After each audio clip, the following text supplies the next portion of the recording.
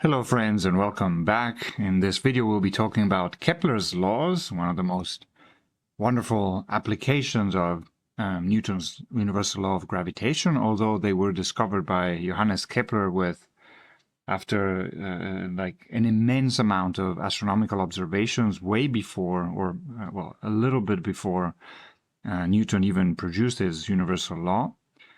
So kudos to Kepler for really this painstaking and dedication in observing the motion of planets for so long and so accurately to be able to produce these laws.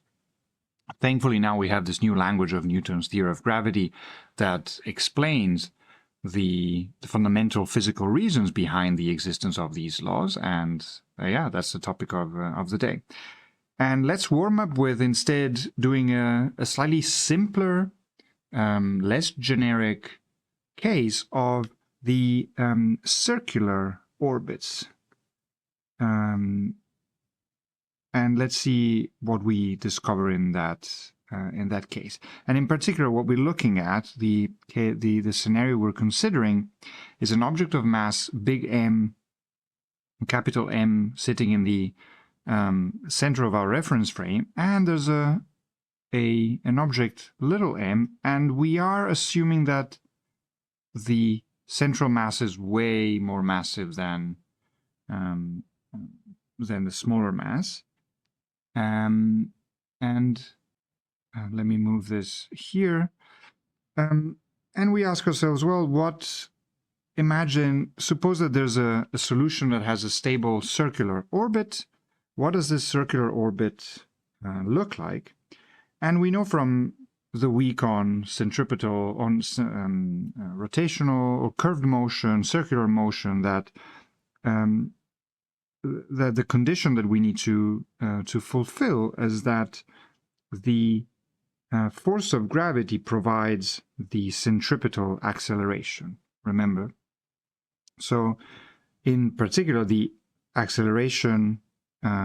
Centripetal acceleration must be equal to the acceleration of gravity, which is g, the product of the two masses, and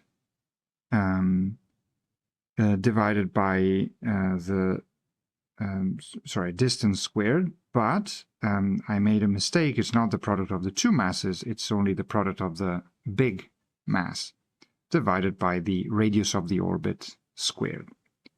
We can also substitute the value that we know is true for the centripetal acceleration, namely, well, either omega squared r or v squared divided by r, same thing. So this condition leads to the following relationship, namely v squared divided by r is g, mass of the bigger object, divided by r squared. We can cancel out 1 power of r, and this gives the very nice results where v squared, for example, is equal to gm divided by r, aka v is equal to the root of gm over r. So this is the orbital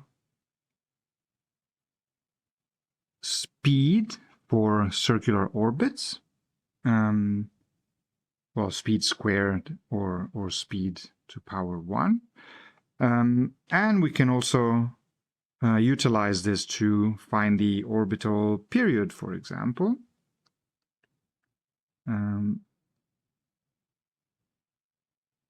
Because the period t is none other than the circumference divided by the speed. And so in our case it's 2 pi. I'll put everything in the square root. This is r cubed divided by gm. All right, nice.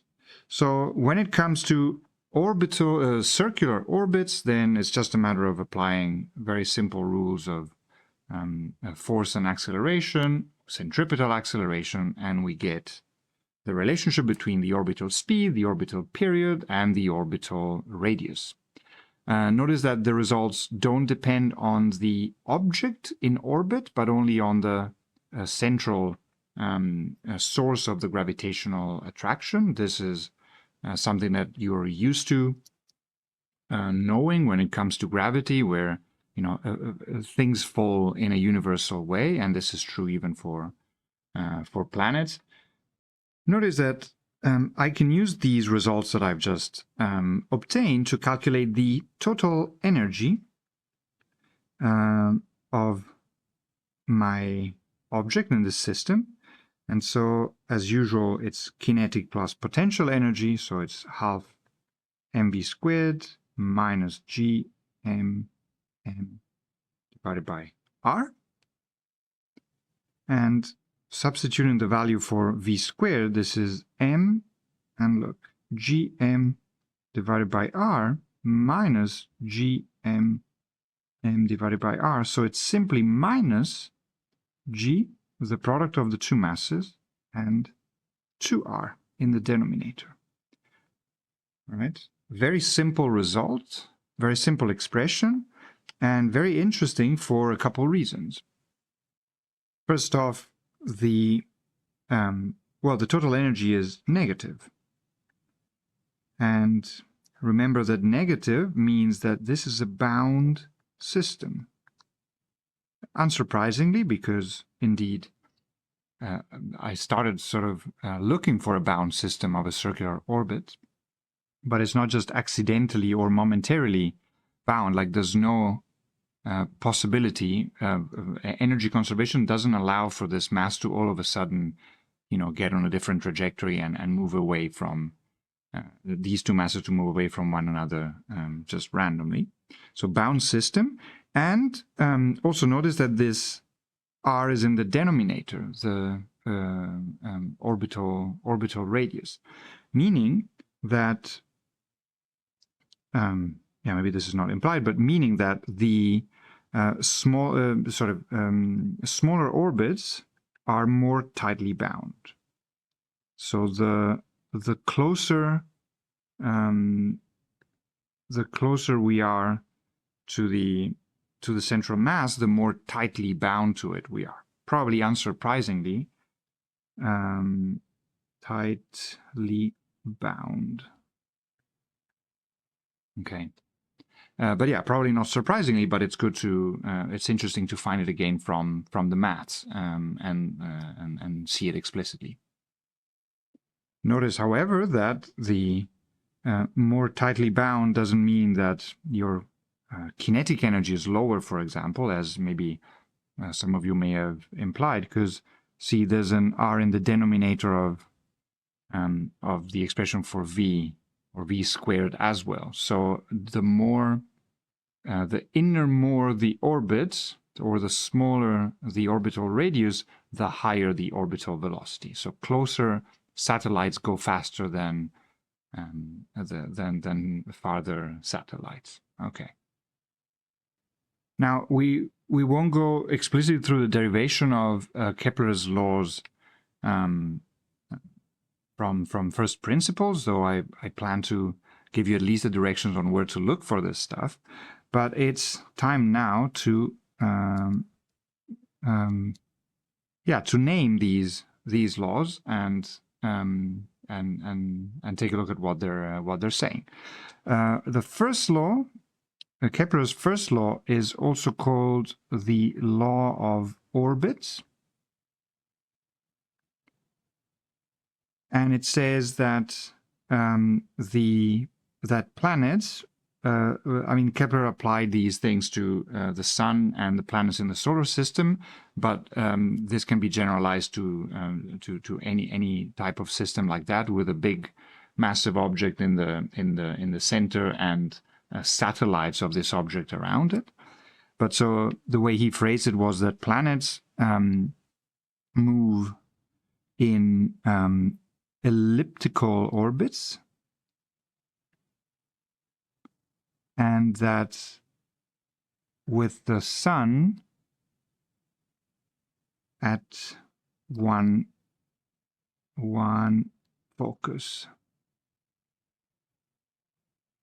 All right. Ellipses, you may remember or you may discover by looking at textbooks or whatever resource you want, are curves that are kind of, squished circles, if you will. There's several kind of standard quantities that relate to an ellipse, which are A and B. A is the semi-major axis. B is the semi-minor axis, where sort of it's implied by we define these so that A is bigger than B. If your ellipse is sort of more elongated in the y-axis, then you simply call that A, and that's okay. There's so the two foci, which is plural for focus, are located F1 and F2. Let's call these F1 and F2, or vice versa, are at plus minus C and 0, where this C is equal to the root of A squared minus B squared, some sort of inverse Pythagoras, if you will. And what else? And there's such a thing as eccentricity. Maybe let me call this. Which is a convenient measure of how squished, how flat the ellipse is. And this is equal to, let me refresh my memory, I can't remember now. I think it's 1 minus B squared over A squared under the root. Is that true? I think so. Because then C is also equal to A times the eccentricity. So bottom line, the Kepler first law claims that the Sun is located at one of these foci here, and that planets orbit, this is a planet, on these elliptical orbits. Very nice. If you need to refresh your memory on the geometry of ellipses, please go ahead. It's always nice to know what we're talking about. So please go and do that. But I hope that what's on the page now more or less covers the at least the main fundamental things. Actually, it does if I mention the two following things, namely that we call, let me do it in purple. We also name two special points on this orbit, and we call the closest point periapsis, which means the closest to the astronomical objects. My words are failing me a second now. This would be perihelion, which you may be more familiar with when it comes to the orbit of the Earth around the Sun, or the perigee when it comes to the Moon orbiting the Earth. The farthest point is called the apoapsis or aphelion for the Earth around the Sun, or apogee for the Moon around the Earth. Okay. So yeah, these are the respectively the closest and the farthest point from the Sun, from the central, not central, but sort of from the focus object on this orbit. Kepler's second law now, aka the law of areas, says the following thing, namely that in equal times, let's draw this again. So there's the Sun here in the middle, the planet orbiting, going, you know, around this elliptical orbit. In equal times, the planet will sort of span or cover equal areas as defined in this way, where you take the locations of the planet at two different moments. And so this law says that if the time it takes to travel these two portions of the trajectory of the ellipse are the same, then the areas of these two these two areas are the same. So the areas are the same if the time elapsed is also the same. And try to figure out how complicated, how difficult it must have been to measure the motion of planets for so long and so accurately to actually figure out that this was the case. This is honestly like the law that out of all the law, all three Kepler's laws really boggles my mind the most. But anyway, wonderful stuff. Hey, this is really cool. And we'll see. I'll show you now actually maybe that this is such a direct and immediate consequence of the conservation of angular momentum. Because let's see. So take a small delta t. So this going to dt, like a very infinitesimal time difference.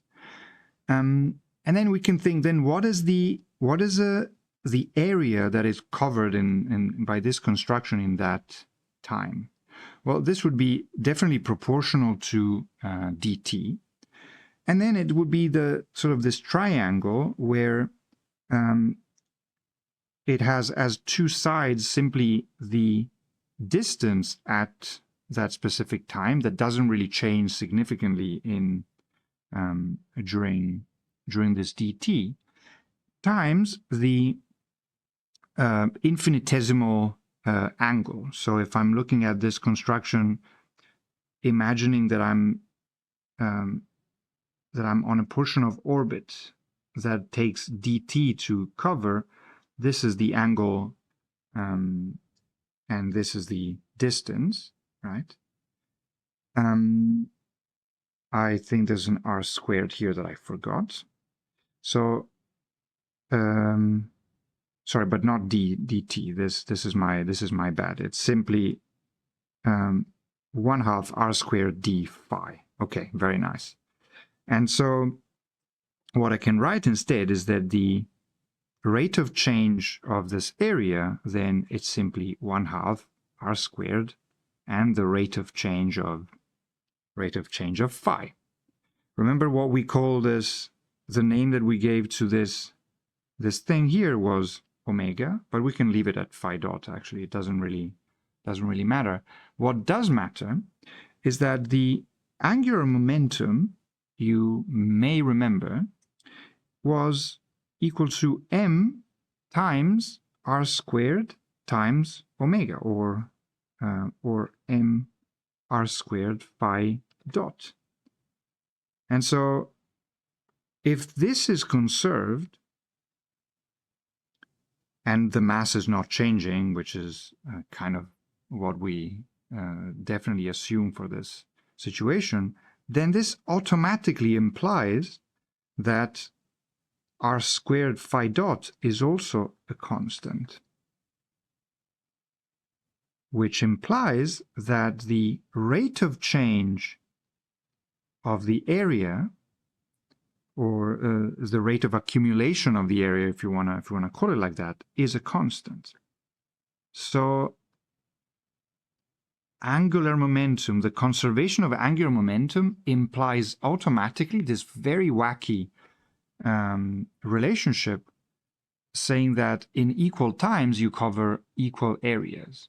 This is the same. Remember when we did uniform motion, and we said, well, in equal times you travel equal distances or equal displacement.